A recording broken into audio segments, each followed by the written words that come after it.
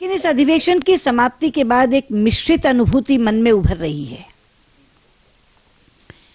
कुछ बातों का संतोष है, कुछ बातों को लेकर पीड़ा भी है, लेकिन कुछ बातों को लेकर चिंता की रेखाएं उभर रही हैं। संतोष इस बात का है कि कुछ अच्छे विधेयक हम लोग पारित कर सके, कुछ अच्छी चर्चाएं भी हम सदन में कर सके। विधेयकों के तौर पर कल भी हमने कहा था, जैसे लोकपाल विधेयक 40 साल से देश प्रतीक्षा कर रहा था, इस लोकसभा में पारित हुआ। तेलंगाना विधेयक 60 वर्षों से तेलंगाना के लोग इंतजार कर रहे थे, वो पारित हुआ। भूमि अधिग्रहण विधेयक कम से कम 20 साल से तो किसान इंतजार में थे ही, वो पारित हुआ। खाद्य सुरक्षा अधिनियम पारित हुआ। महिलाओं के साथ होने वाले यौन उत्पीड़न के बारे में सजा को सख्त करने वाले प्रावधान में सीआरपीसी में संशोधन हुआ। सोशल लेजिस्लेशंस के तौर पर मैनुअल स्कैवेंजिंग बिल पारित हुआ।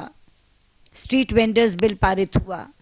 तो ऐसे काफी उल्लेखनीय विधेयक इस लोकसभा को श्रेय दिया जा सकता है कि इसने पारित किए। इसी तरह से कुछ चर्चाएं भी बहुत अद्भुत हुई। महंगाई पर 3 बार चर्चा हुई इस सदन में और एक से एक उम्दा स्तर की। डीजल पेट्रोल के दामों को लेकर अलग से चर्चा हुई। एफडीआई पर एक हिस्टोरिकल ऐतिहासिक चर्चा हुई है इस सदन में। भोपाल गैस त्रासदी पर, लिब्रान कमीशन की रिपोर्ट पर, ये कुछ ऐसी चर्चाएं हैं जो फ्यूचर रेफरेंस के लिए, भावी संदर्भ के लिए भी याद रखी जा सकेंगी। तो इस बात का संतोष है कि अच्छी चर्चाएं की, अच्छे विधेयक पारित किए।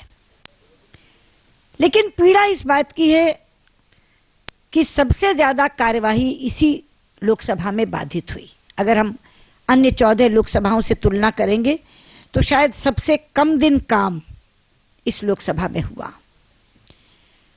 पर उसको भी मैं 2 श्रेणियों में विभाजित करना चाहूंगी। एक वो बाधा जो विपक्ष के द्वारा पैदा की गई, वो बाधा केवल इस सरकार की जवाबदेही तय करने के लिए थी।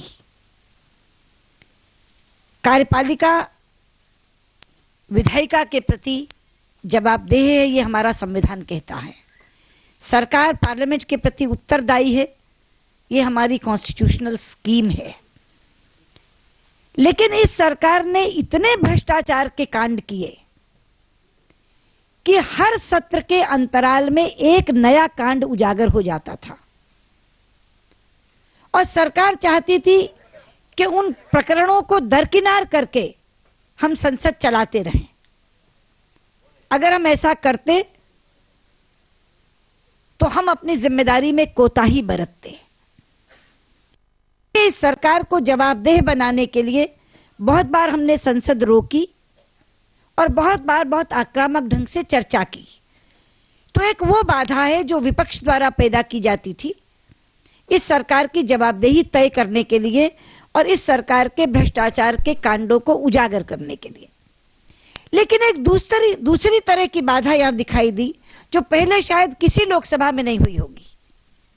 वो थी जो बाधा सत्ता पक्ष के ही सांसदों द्वारा पैदा की गई और 1-2 बार नहीं या 1-2-10 दिन 3 सत्र तेलंगाना विरोध की भेंट चढ़ गए, जिसमें केवल कांग्रेस के सांसदों ने और कांग्रेस के मंत्रियों ने बाधा पैदा की। मैं चाहूंगी कि पत्रकार समीक्षा करें इस चीज का, कितने दिन बाधित रही है कार्यवाही, उनमें से कितने दिन केवल सरकार के द्वारा बाधित की गई, विपक्ष शांत बैठा रहा, और विपक्ष ने जो बाधा पैदा की वो किन मुद्दों पर की। क्या वो जनहित के मुद्दे थे, क्या वो राष्ट्रहित के मुद्दे थे, या कोई हमारा निजी मुद्दा था। मैं पूरे विश्वास से कह सकती हूं कि एक भी आपको निजी मुद्दा नहीं मिलेगा जिसके कारण विपक्ष ने कार्यवाही बाधित की। हमने जब भी की जनहित के मुद्दों पर की, राष्ट्रहित के मुद्दों पर की। लेकिन इन्होंने जो कार्यवाही बाधित की वो इस बात का संकेत है कि कांग्रेस पार्टी की अपने सांसदों पर और अपने मंत्रियों पर भी पकड़ ढीली हो गई है। प्रधानमंत्री की बात मुख्यमंत्री नहीं सुन रहे इनके, मंत्रिपरिषद के मंत्री नहीं सुन रहे इनके, और कांग्रेस अध्यक्षा की बात उनके सांसद नहीं सुन रहे। तो ये पीड़ा का विषय है कि बहुत काम और किया जा सकता था, और अगर और काम किया जाता तो शायद हम 10-20 और अच्छे विधेयक पारित कर पाते, 10-20 और अच्छी चर्चाएं ले पाते। इस बात की पीड़ा है। लेकिन इन दोनों से ज्यादा मैं एक चीज को आज कहना चाहूंगी कि कुछ बातों को लेकर चिंता उभरी है इस लोकसभा में।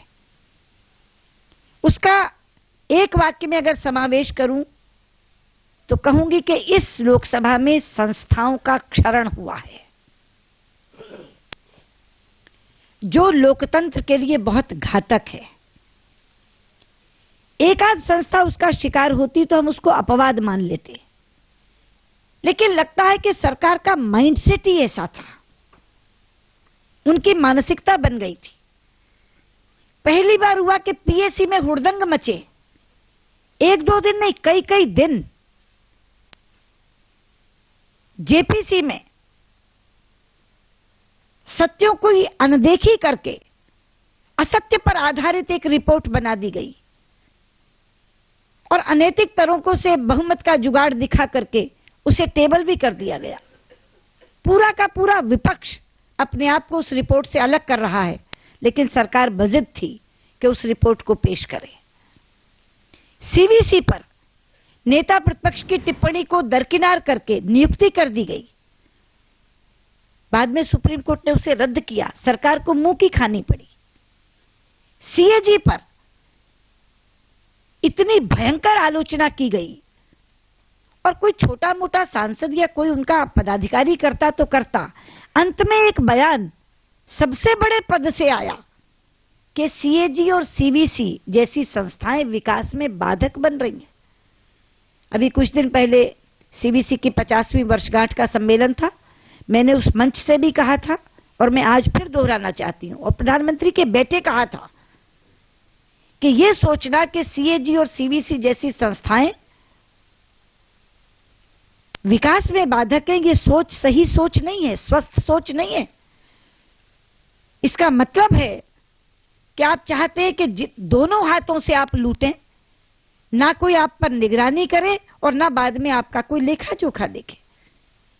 सीएजी को संविधान ने यह जिम्मेदारी दी है कि सरकार के अकाउंट्स का, सरकार का लेखा जोखा देखो। अगर सीएजी रिपोर्ट देता है तो आपको नागवार गुजरती है। और सीवीसी को संविधान ने नहीं मगर कानून ने यह जिम्मेदारी दी है कि वो आप पर निगरानी रखे, वो सतर्कता आयोग है। लेकिन ना तो आप चाहते हैं कि आपकी निगहबानी हो, कोई आप पर निगरानी रखे, और ना आप ये चाहते हैं कि कोई आपके किए धरे पर लेखा जो। उसके बाद पार्लियामेंट, सदन की गरिमा गिराने वाले कई कांड पहले हुए हैं, लेकिन इस बार तो सारी हदें पार हो गई कि स्प्रे फेंक करके पूरे सदन में अफरा तफरी मचा दी गई। तो ये एक चिंता का विषय है। जो हमने किया उसका संतोष, जो नहीं कर सके उसकी पीड़ा। लेकिन ये भावी लोकसभा के लिए बहुत बड़ी चिंता है कि क्या संविधान की संस्थाओं का अगर हम ऐसे ही क्षरण होने देंगे तो लोकतंत्र सुरक्षित रह सकेगा। ये संस्थाएं चेक्स एंड बैलेंस के लिए बनाई गई हैं, और हमारी पूरी स्कीम चेक्स एंड बैलेंस की स्कीम है कि विधायिका, कार्यपालिका विधायिका के प्रति उत्तरदायी होती है, विधायिका के ऊपर न्यायपालिका अंकुश लगाती है। बार न्यायपालिका भी अगर जनहित के खिलाफ निर्णय देती है तो वापस विधायिका, जो लोगों से ताकत लेकर के लोकसभा का सदन आता है, वो उसको भी कई बार निरस्त करके नया कानून पारित करती है। इस चेक्स एंड बैलेंस के साथ ये लोकतंत्र चल रहा है। लेकिन अगर इन संस्थाओं को हम बहाल नहीं करेंगे तो हमारे लोकतंत्र के सामने एक प्रश्नवाचक चिन्ह लग जाएगा। इसलिए मुझे ये लगता है कि बहुत बड़ी चुनौती ये लोकसभा छोड़कर गई है, और आने वाली लोकसभा के लिए पहला काम होगा इन संस्थाओं को बहाल करना। आने वाली सरकार के लिए पहला काम होगा इन संस्थाओं को बहाल करना। अब हम चुनाव में जा रहे हैं, देश की जनता हमारी भूमिका जांचेगी, और दोनों तरह की भूमिकाएं इस समय भाजपा के पास हैं। 5 राज्यों में हम अपने बूते पर सरकार में हैं, गुजरात में, गोवा में, मध्य प्रदेश, छत्तीसगढ़ और राजस्थान में। वहां हम कैसा शासन कर रहे हैं ये लोगों के सामने रखेंगे। केंद्र में हम विपक्ष में थे, वहां हमने विपक्ष के तौर पर कैसी भूमिका निभाई है ये जनता के सामने रखेंगे। जनता हमारी इंस्पेक्टर है, कॉपियां उनके हाथ में होंगी और दोनों तरह की भूमिकाएं हम लोग उनके सामने रख देंगे। उसके बाद जनता जो भूमिका देगी, लोकतंत्र में जनता का निर्णय सिर झुकाकर स्वीकार किया जाता है। 16वीं लोकसभा में जो भूमिका हमें देश की जनता देगी उसको हम निभाएंगे। लेकिन हम किसी भी भूमिका में हों, ये जो चिंता मैंने व्यक्त की है, इन संस्थाओं की वापस स्वीकार्यता बने, इन संस्थाओं की व्यावहारिकता बहाल की जाए, इनका सम्मान बहाल किया जाए, इसके लिए हम जरूर काम करेंगे। आगे जनता के हाथ में सब कुछ है और हम उसका इंतजार कर रहे हैं। 1 जून से पहले 16वीं लोकसभा का गठन होगा और आगे की भूमिका तय हो जाएगी।